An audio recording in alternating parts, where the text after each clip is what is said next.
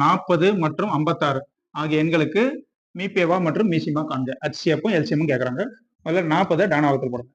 2ஆல 2 2 4 0 மறுபடியும் 2ஆல 1 2 0 மறுபடியும் 2ஆல 2 10 அவ்வளவுதான். இதுக்கு மேல வராது. அடுத்தது 56 56னா 2ஆல 2 2 4 மீதி 1 8 2 16 திருப்பி 2ஆல 1 4 2 8 ஒரு 2ஆல 7 2 14 அவ்வளவுதான். சரிங்களா? எல்லாமே பகா காரணியா வந்துச்சு. இதுக்கு மேல வகுக்க முடியாது. இப்போ 40 அப்படியே எழுதுங்க. எப்படி வருது? 2 இன்ட்டு 2 இன்ட்டு 2 இன்ட்டு 5 இருக்கிறது போறாதையும் அப்படி எழுதிட்டோம். அடுத்தது 56 எழுதுங்க. 56 equal to 2 into 2 into 2 into 7. சரிங்களா? கரெக்டாக நேரம் எழுதுங்க. சரிங்களா? ஃபர்ஸ்ட் HCF எழுதுங்க. அப்புறம் எல்சிஎம் HCF கண்டுபிடிக்கலாம்.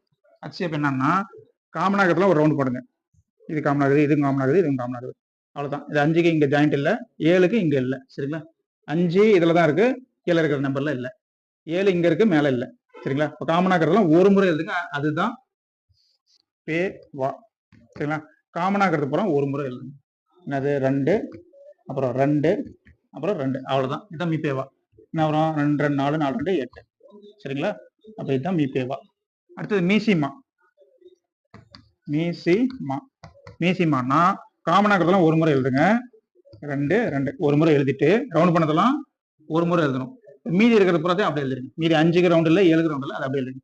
Into 5 into 7. ஓகேங்களா? எழுதிட்டீங்க.